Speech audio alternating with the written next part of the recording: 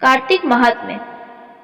कार्तिक का महात्म्य सब प्रकार के दुखों का नाश करने वाले तथा सारी सृष्टि का पालन करने वाले श्री गणेश जी, ज्ञान की दाता, श्री सरस्वती जी, सब पुराणों के कर्ता श्री व्यास जी तथा गुरुदेव के चरण कमलों में नमस्कार करके भगवान के श्रद्धा और भक्ति रास में डूबे हुए कार्तिक मास की कथा कहता हूँ। नैमिषारण्य में वास करने वाले शौनक आदि 88,000 ऋषियों से श्री सूत जी कहते हैं कि ब्राह्मण, आप हमारी इस घोर कलयुग से रक्षा करने के लिए कोई सरल उपाय बताएं।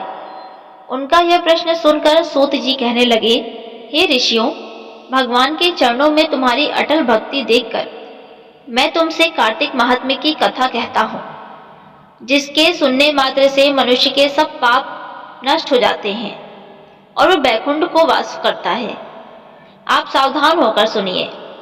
एक समय नारद जी ब्रह्मलोक में जाकर सारे जगत के कर्ता श्री ब्रह्मा जी से विनीत भाव से पूछने लगे कि हे पितामह, कृपा करके कोई ऐसी सुंदर कथा कहिए जो सब पापों के नाश करने वाली हो। तब ब्रह्मा जी कहने लगे कि हे पुत्र, भगवान के चरणों में तुम्हारी ऐसी प्रीति देखकर मैं तुमसे कार्तिक मास का महात्म्य कहता हूँ, जिसके सुनने मात्र से मनुष्य के सब पाप नाश हो जाते हैं और वह बैकुंठ का अधिकारी हो जाता है। कि कार्तिक मास भगवान को अति प्रिय है। इसमें किया हुआ व्रत, दान, नियम तथा कीर्तन अत्यंत फल देने वाला होता है। अतः सारे संसार की भलाई के लिए तुमने अति सुंदर प्रश्न किया है। मैं इस कथा को तुमसे कहता हूँ, तुम सावधान होकर इसकी विधि सुनो। व्रती मनुष्य प्रातःकाल ब्रह्म मुहूर्त लगभग 4 बजे उठकर शौचादि से निवृत्त होकर 22 अंगुल लंबा सुगंधित वृक्ष का दातून करें। परंतु श्राद्ध के दिन, सूर्य तथा चंद्र ग्रहण के दिन, एकम, अमावस, नवमी, छठ, एकादशी तथा रविवार को दातून न करें। जिस दिन दातून न करनी हो उस दिन पानी से 12 कुल्ले करके मुंह को खूब अच्छी तरह से साफ कर लेवें। जब 2 घड़ी रात्रि रह जाए तो काला तिल, चंदन, चावल, फूल या कुशा लेकर तालाब, कुंड, नदी या संगम तथा किसी तीर्थ स्थान में जाकर भगवान से प्रार्थना करें कि भगवान आपकी और लक्ष्मी जी की प्रसन्नता के साथ के लिए मैं कार्तिक मास में स्नान करूंगा। इस प्रकार प्रतिज्ञा करके श्री गंगा जी, शिव जी, सूर्य और विष्णु जी का ध्यान करके नभ्योवर्त जल में प्रवेश करके अच्छी तरह स्नान करें। फिर जल से बाहर आकर देवता, ऋषि और पितरों का तर्पण करें। स्नान के पश्चात षोडशोपचार विधि से भगवान का पूजन करें। भगवान को अर्घ्य देवें और प्रार्थना करें कि भगवान श्री राधा सहित मेरे इस अर्घ्य को ग्रहण करें। और इस प्रकार प्रार्थना करके 16 चीजें जैसे आवाहन, पाद, अर्घ्य, आचमन, स्नान, वस्त्र, चंदन, अक्षत, पुष्प, धूप, दीप, नैवेद्य, तांबुल, पूंगी फल, दक्षिणा, नमस्कार, भगवान की मूर्ति तर्पण करके तुलसी मंजरी से भगवान का पूजन करना चाहिए। इसे षोडशोपचार पूजन कहते हैं। अध्याय दूसरा। ब्रह्मा जी कहते हैं कि हे नारद, तुलसी की मंजरी सहित भगवान शालिग्राम का जो एक बूंद चरणामृत का पालन करता है, वे ब्रह्म इत्यादि बड़े पापों से मुक्त होकर बैकुंठ को प्राप्त हो जाता है। जो भगवान शालिग्राम की मूर्ति के आगे अपने पितरों का श्राद्ध करता है, उसके पितरों को बैकुंठ प्राप्ति होती है। जो भगवान शालिग्राम को मूर्ति दान करता है, उसको समस्त पृथ्वी के दान का फल मिलता है। परंतु शालिग्राम की मूर्ति बेचनी नहीं चाहिए। विष्णु जी का पूजन शंख के जल से और शिव जी का बिल्व पत्र से, सूर्य का तुलसी से, गणेश जी का धतूरे के पुष्पों से तथा विष्णु जी का केतकी के फूलों से, शिव जी का कनेर कमल को छोड़कर किसी लाल पुष्प से पूजन नहीं करना चाहिए। जो कि श्री विष्णु जी का पूजन कमल के पुष्पों, लक्ष्मी जी का मालती और चंपा के पुष्पों से करता है, वह भगवान की परम पद को प्राप्त होता है। और जो भगवान की अति प्रिय तुलसी से पूजा करता है, उसकी महिमा कोई भी नहीं कह सकता। वह कभी माता के गर्भ में नहीं आता। तुलसी माला धारण किए मंजूरी युक्त जिसकी मृत्यु हो जाए वह सीधा बिना किसी बाधा के वैकुंठ धाम को जाता है। तुलसी की छाया में पितरों का श्राद्ध करने से पितरों की अक्षय तृप्ति होती है। तुलसी का सिंचन गंगा यमुना तथा नर्मदा के स्नान के तुल्य हो जाता है। तुलसी का वृक्ष लगाने, सींचने और स्पर्श करने से मनुष्य के काया, वाचा और मनसा तीनों प्रकारों के पाप नष्ट हो जाते हैं। जो मनुष्य आंवले के पत्ते और फूलों से भगवान का पूजन करता है तथा आंवले के वृक्ष से नीचे बैठकर भगवान का पूजन करता है, उसको सोने के फल और पुष्पों का फल प्राप्त होता है।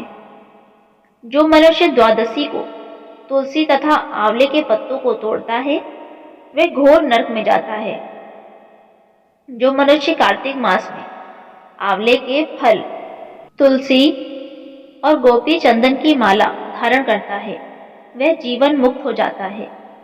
इस प्रकार व्रती पुरुष भोजन करके चंदन, पुष्प, पान और दक्षिणा से ब्राह्मणों को प्रसन्न करें, सारे मास भूमि पर शयन करें, ब्रह्मचर्य का पालन करें, पत्तल में एक समय भोजन करें, मौन व्रत धारण करें, वह शूरवीर और कांतिमान होता है। जो एक समय भोजन करता है वह भी आंवले के नीचे बैठकर उसके 1 वर्ष के पाप नष्ट हो जाते हैं। व्रती मनुष्य को शहद कांजी, दाल, तेल, कच्चा भोजन, दूसरे का अन्न तथा किसी प्रकार का तामसिक भोजन नहीं करना चाहिए। रविवार को आंवला न खाएं, देव, वेद, गौ और ब्राह्मण की निंदा न करें, मांस आदि का सेवन न करें। अब इस प्रकार के मांस कहते हैं मिट्टी से उत्पन्न हुए नमक, मसूर, बासी भोजन, तांबे के पात्र में डाला हुआ दूध आदि केवल अपने लिए ही पकाया हुआ भोजन नहीं करना चाहिए। रजस्वला स्त्री, मलेच्छ, पतित पाखंडी आदि से वार्तालाप नहीं करनी चाहिए। इस तिथियों में इन एक एक चीजों का भोजन नहीं करना चाहिए। एकम को पेठा, दूज को बैगन, तीज को पृथ्वी का फूल, चौथ को मौली, पंचम को बेलफल, छठ को कलिंदा, सप्तम को आंवला, अष्टमी को नारियल, नौमी को जंगली खिया, दसवीं को परमल, एकादशी को बेर, द्वादशी को मसूर, त्रयोदशी को पान, चतुर्दशी अथवा अमावसी को और पूर्णिमासी को नारी को साग नहीं खाना चाहिए। अध्याय 3। इतनी कथा सुनकर नारद जी पूछने लगे कि हे ब्राह्मण, आप मुझे उत्तम देवता का पूजन बताइए। तब ब्रह्मा जी कहने लगे कि हे पुत्र, गंडकी नदी के उत्तर की ओर गिरिजा के दक्षिण में 40 कोस की पृथ्वी महाक्षेत्र कहलाती है। वहां पर ही शालिग्राम तथा गोमती चक्र होते हैं, जिसका चरणामृत लेने से मनुष्य मुक्ति को प्राप्त हो जाता है। जिस गोमती में एक चक्र हो उसको सुदर्शन, जिसमें 2 चक्र हो वह नारायण, जिसमें 3 चक्र हो उसको अच्युत, 4 चक्र वाले को जनार्दन, 5 वाले को वासुदेव, 6 वाले को प्रद्युम्न, 7 वाले को संकरण, 8 वाले को नलकूबर, 9 वाले को नवव्यूह और 10 वाले को दशावतार कहते हैं। इनके दर्शन मात्र से मनुष्य मुक्त हो जाता है।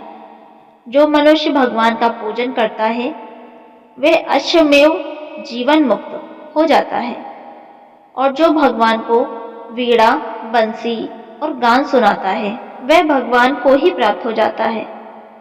जो भगवान के आगे मृदंग बजाता है वह भगवान अत्यंत प्रिय होता है।